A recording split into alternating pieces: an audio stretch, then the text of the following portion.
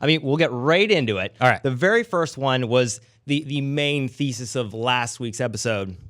Is the raid too exclusive? Why or why not? Now, we'll do a quick speed run here where we'll give everybody about 60 seconds to tell us what their opinion is. Sean, we'll start with you. Go. I think my position's pretty clear on this. I don't think the raid needs to be easier. I don't think Bungie needs to tailor it so that more people can get into it. I don't think that players deserve to get into it. I think that if you want to be one of the people who is competing for World First and is considered part of that exclusive club and is ready on day one, you have to be ready to accept the fact that it's going to take a ton of work, a lot of time, a lot of planning, and some luck. And I don't know that anyone is owed that just because they feel like they want to feel included. All right, very good. So, Andrea, 60 seconds, your rebuttal to that. I'm of the mindset that if you pay for a piece of content, you should be allowed to play that piece of content. You shouldn't be subject to gatekeeping because of your personal or time commitments. A lot of people already had issues with the price point of Forsaken and Destiny's history and not providing enough content for the price of their expansions. That being said, I never made the argument that if you didn't put in the time that you should be world's first. Of course not. The best of the best deserve to be world's first. But here I am 3 weeks in, and I can't even make it through the first encounter. Now, that being said, we're going to go into more details about why I think that is, and I don't think it's just because I'm not high enough light level. So there you go. Well, Destin, you did amazing. You didn't cut to the wide shot, but Destin almost jumped out of his seat, but didn't interrupt you. So that was great. Destin, 60-second rebuttal. Do you agree or disagree with Andrew? Is it too exclusive? The only word I have a problem with there is too. Is it exclusive? Yes, and I prefer that because it keeps the raid special. It keeps it a challenging thing to strive towards.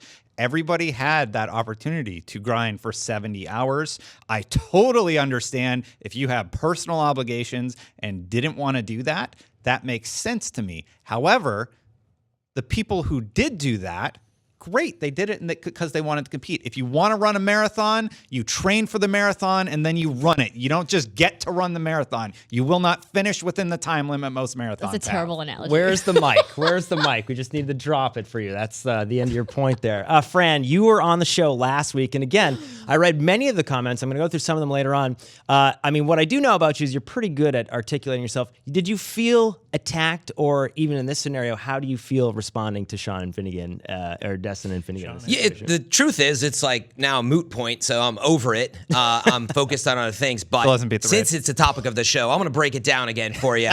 And it is about power per hour, okay? The PPH. Let's break it down. It's pretty simple. You've got power engrams on the map, and they exist. They're an icon. You chase them. I chased all of them for the 10 days leading up to the raid. I actually got the offering glitch, so I got screwed on that. So the point is, I invested time. My power per hour was decided by Bungie in a way, right? They have the math behind the scenes. I assumed that they knew there was a chance I'm not going to be the recommended light level. So I spent 50 hours, and the game led me to believe for quite some time. That's where I was coming from, that I thought I was even on track. And that was the two sides of it. One, maybe 50 hours is too much already, right? That's a different discussion. But I did invest the time, and I also felt a little misled by what was on the map because all I could have done that I saw is grind in time that I didn't have, and I felt left behind in that experience. There you go. I mean, so now just listening to what you guys are saying, it feels like you guys are saying, I've heard a combination of the content should not maybe be so exclusive because everybody paid for it, but you guys are saying it's a race. You can still access the content. I didn't respond to that. I just wanted to answer the original question of whether it's too exclusive. I also have a lot more to say than I've said. Yeah. Everybody should just get into the raid? No. Right. That's not a good design decision. Yeah. That's not what people are saying. But that's what she said. No. I'm not talking about like you open up Forsaken, you load it up day one. It's the first thing you go do. It's just a jumping puzzle now. It's allowed but you can't die if you fall. No, it's allowed to be endgame content, of course. But I think where we're differing here is the time commitment you think endgame content should be, and the time commitment I think endgame content should be. See, that is actually the heart of the argument. Is like I don't have a problem like skewing that towards the most hardcore players. But this is something that's known People about with me. the most amount of time. It's not Does that just make you hardcore? I'm curious. It's The not amount of time, you have in your life. So that was that's something that was a little conflated with Yes. something I said last week. It's just like, I think as a general rule, it's not a statement about how much time you put in the game, but people who put in thousands and thousands of hours, they can still be bad at Destiny. This is a fact. It's true. Yeah. But generally, I would say me. that most players who spend a lot of time getting in there over that time get better and better at the game, right? So it's not like Practice, it's a causation. It's not a causation thing. It's a correlation thing. But all I'm saying is that I come from that mindset where I like games that have a high skill ceiling and a very steep learning curve. I come from Counter-Strike. I come from StarCraft. So in my mind, when developers who are the ones in control of setting the difficulty level or figuring out how many or percentage of what players should be allowed into X activity, we have to be okay. I am okay with them deciding that it's only 1% or 2%. Now, if you disagree, that's fine. That's your opinion. But I like to think that if you put in the time and the work, you can go into that activity knowing that you're the top 1% of the people who were able to put in the effort. But you got to choose if you're talking about time or skill. That's still my problem with the way that people describe it. So there was an RPG. There's another thing. Well, Anybody could have done it. Okay, I'm not saying you could be as smart as the teams that beat it, but I've played enough Destiny, and that was the point. Right. It was about time, not skill in what you're talking about. So you could have done day one. You ran out of Raid time. is hard. It should be hard. So hang on, I'm gonna interrupt. So Clan Redeem did win. Yeah. Now, they Oh, won yeah. a bunch of raids previous to that. Yeah. So the question that's going around is based on what you're saying is, did the best team win the raid? And based on what you're I'm not saying, questioning that. No, but that's what I mean. Saying There's it would some have had people more that are saying competition, that. maybe, but 100%. And to me, it was never about the competition of being world's Yeah. first. It was just about being able to experience play it. it, yeah. And I have a lot of members of the What's Good Guardians clan who went into the raid and couldn't make it past the first encounter, even though they were all around the same light level. You know, you're like 540s to 550s. Why et cetera. is that bad? It's not necessarily bad, but the point is that I think my frustration in the way that Bungie gatekeeps some of the more difficult content feels a little artificial. It feels like they're just making the enemies soak more damage, and then my guns aren't doing enough damage combined. And so it makes it this artificial difficulty, not to mention raids. The best part of the raids is the cool execution of the puzzles. And the reason I bring this up is because over the weekend, we brought 3 new Guardians into the Leviathan raid.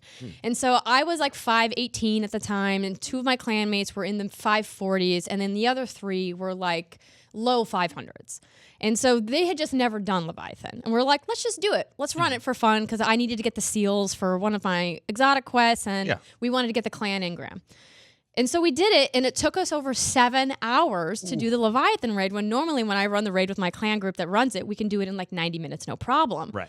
But because of the scaling of the enemies, combined with the execution, it took us this crazy amount of time, and I was just like beside myself. I was like, this shouldn't be this hard. Like, I've done this raid so many times now. Well, to me, that sounds like team-based execution. Well, It no, but doesn't sound like a power that leads me ceiling to my issue. point, right? Is that the best part of the raid and the most difficult part of raids in Destiny have always been execution of the puzzle elements of each of the encounters. It's not just like how much DPS can we do in the final boss wave of the encounter, right? That's why people love an instance like Gauntlet in the Leviathan raid, because it requires a lot of teamwork. And People it's love like Gauntlet. everyone in I hate the my Gauntlet. clan loves Gauntlet. So it's really weird. You don't even shoot anything. I think people That's not in Gauntlet. There's no boss. Shoot red bars. There's shoot like enemies that appear for a little bit, but there's I know what one you're saying. orange. The activity is to run shoot to do a indicators raid on the wall. in a way. But the point was simple. We all No, know I get the Destiny point, yeah. gatekeeps with your light level. Yes. The point Which is- you can control. That's actually, I think, an interesting point. With maybe it's for later. Yeah. But I still would argue they could have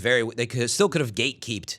You know, let's say they let me be 550, right, with the drops. Yeah. You could still gatekeep like they wanted to in the raid and actually keep you from being 580. They actually could have soft capped that to keep you guys from getting too high. That's Let what they me did, and go- you're mad about it. No, but they didn't. They allowed people to get up to 560 or whatever, but most people were crushed down below 530. It seems like they didn't want to allow that. It Well, was that's the my thing. point, Like, though. The I RNG. think people make it sound like in the comments, like maybe I'm making it sound like it was such a cakewalk and so easy. No. Yeah. Like it was incredibly I don't think difficult. anybody's We had to like accusing you of write that. down strategies about when to pop which engrams, and we had to like Yeah. plan our time to play together. And we were passing off tips in the chat. We talked about min-maxing our armor and masterworking the gear, and that's what it took to compete in those first that first week. So and I think that's okay. Yep. But if you don't want to deal with that, which I totally get, and I don't know if I'll ever do it again.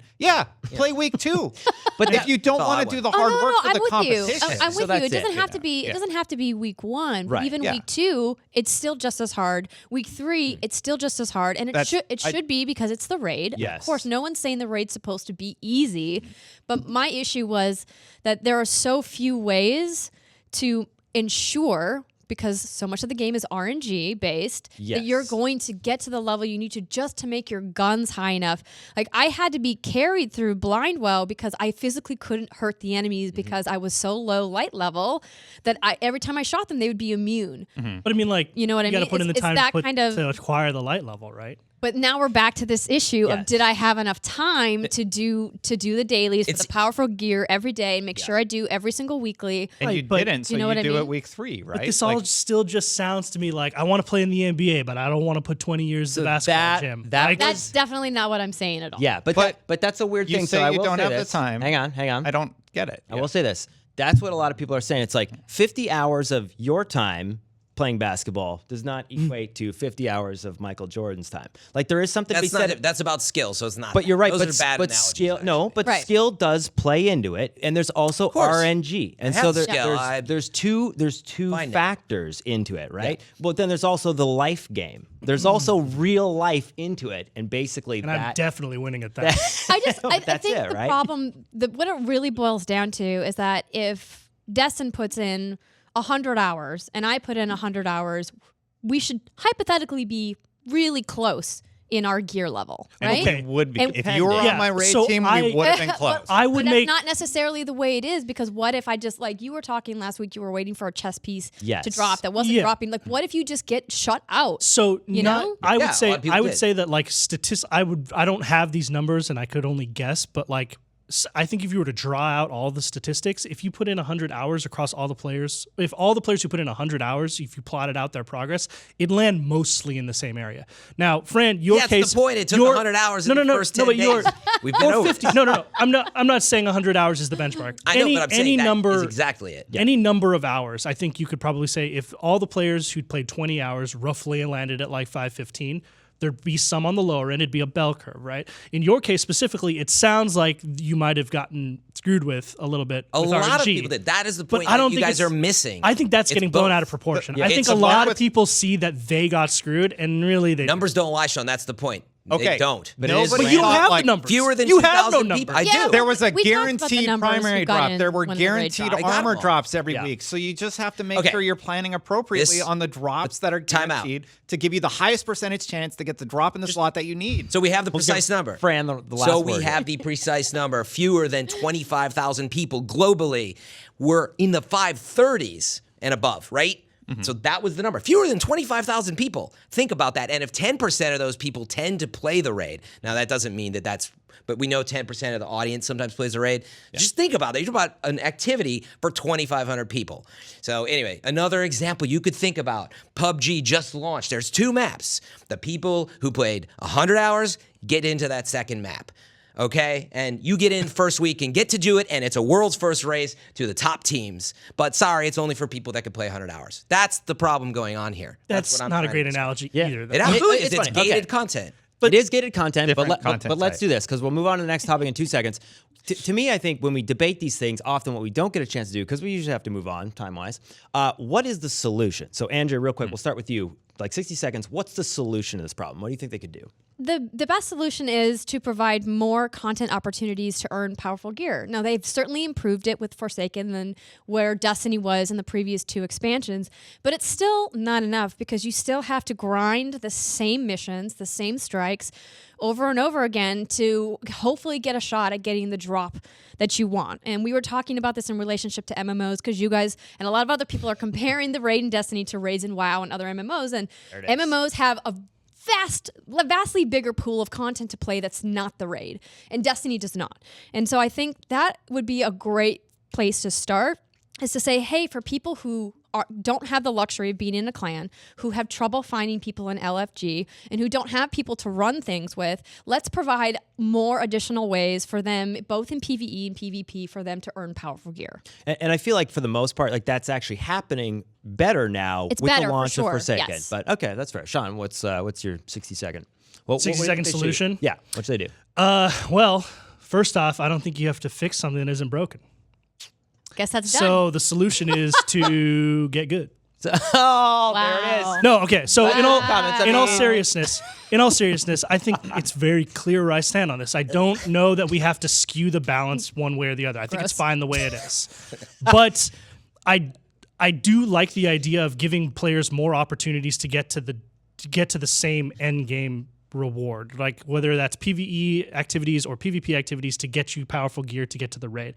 The problem I see with potentially implementing a strategy like that is if a game like Destiny or WoW or any of the RPG games is about min-maxing, the players who are into maxing will find the most efficient way, and that same skew will exist no matter how you implement it. So if it somehow becomes more time effective or more time efficient to do strikes versus PvP, you can be sure that the high-end raiders are going to do that instead, and then you have the same problem over again. Yeah. It doesn't matter what activities you implement. So, summary, you think that for the most part, at least with Forsaken DLC, Bungie's doing a pretty good job at absolutely. catering I mean, to I've people said who- on in various previous I've said on previous episodes that one of the things I like about Forsaken is I am a pretty experienced Destiny player, and I kind of feel lost as to what to do and in what order to do There's it. so many options. There's so many options, and you don't exactly know in which order you should be doing them in order to maximize your efficiency. But you're okay with that feeling, though. But I'm okay with that. So I have completed the first encounter of the raid at this point, and I would imagine that I'm still, in terms of the bell curve, like above the average. Most guys people did it blind probably- too, right? We did it blind. Yeah. My team was 2 people above 540, the rest under 540.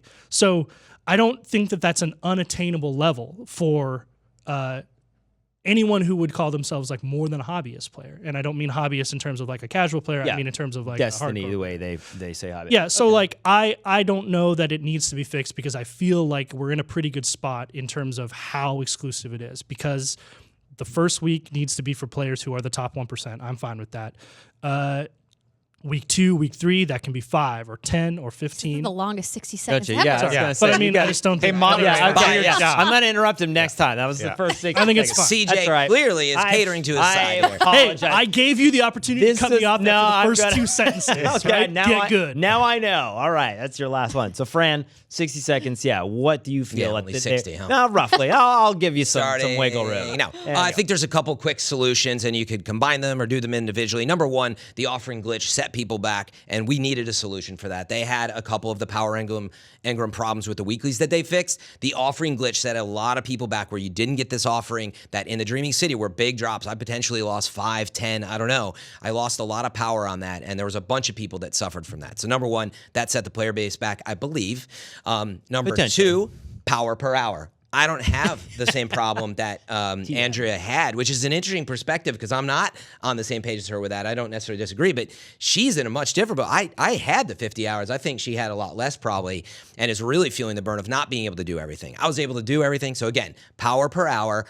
Average player base, Bungie just put a graph up in their TWAB, and I challenge you to put it up for the raid and the light levels that first week when it launched. Show me the curve because I'd love to see the data. I'm pretty confident that most of the player base was not able to, for the time they played, after, by the way, getting everything they could on the map. And the third thing is releasing the raid based on that at the right time, based on how it was going. Right. I would have pushed it back a week. And yes, there's some risks with that. I realize you don't want people to be too high, but small concept that could have been touched up maybe. Because your main concern is that you didn't get a chance to experience it blind, and that's an important part of that experience. That's exactly it. I mean, I'm struggling did it 3 now weeks later with on the the team blind. backside. Like, I still may get there, but the point is, if I failed but did most of the raid, I would have felt like I was part of it. The next thing you know, there's a strike the next day, the story's changing, and now there's new stuff. I'm not part of that storyline still because I'm struggling to find the teams and the time now. I made the time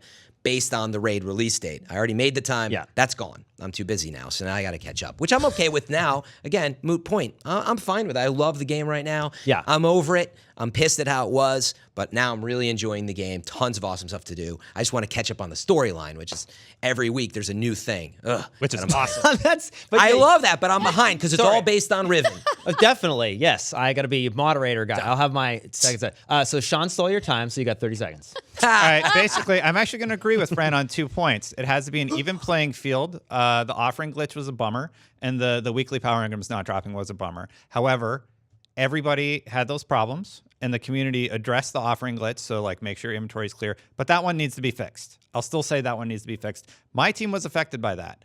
I have team members that work 50-hour-a-week jobs. 4 of them actually work at least 40 hours a week or are full-time students, so that includes class time and study time. I still went to my class, actually, for Java, and so that was 5 hours of my grinding time. I just didn't sleep that day. But it's a really, really high bar to pass. It is a little ridiculous, but it is an even playing field for every player. Right. Every player has those same challenges. Our raid team came in at 535 to 545. That was our range going into the raid. We did not have any power level advantages. It was a struggle the whole way through, and we got it done. And if you don't want to deal with that, just do it a week later. And I encourage you to. The raid's a fantastic experience, and I look forward to seeing you guys having fun with it. I don't want people not to be able to do it ever. Yeah. But if you want to compete for the world's first, or even just be ready on day one. Because it's not really about worlds first. I don't think anyone. Yeah, no, we're not arguing about worlds first. Yes. Yeah. Okay. Well, then, if you want to compete in that first week, yeah, man, you got to do a lot of work. Yeah. It's going to be really rough. Just wait till week 2 if you don't want to do that. Or have a clan that basically kind of wants to agree with you and say, hey, let's figure it out and make sure we kind of do it together. Getting clans I still together. think my solution's the best one. There you go. You heard it, kids. Work hard. Don't sleep. It's your option. Make sure you have friends. You know, there's a few options. So I'll say this to wrap it up. Solution. Sorry, one more thing. Guided games should be addressed. Yeah, oh yeah. That's a good 100%. point. Very good point. Covered, but that's just the point. Because they did try and address your concern, actually, and it's not working optimally. And Blindwell needs 9-player matchmaking. There you go. Oh, there it is. Okay. Well, I mean, at 6 at a minimum. If you can go into Yeah. 6 with the raid, Yeah. you can't go 6 with Blindwell. I mean, Seems that just odd. seems stupid. Be sure to subscribe to our channel for more Destiny coverage. I'll even have Zerg give you exactly what you wanted if you do. Apparently, I can't do that. You should still subscribe.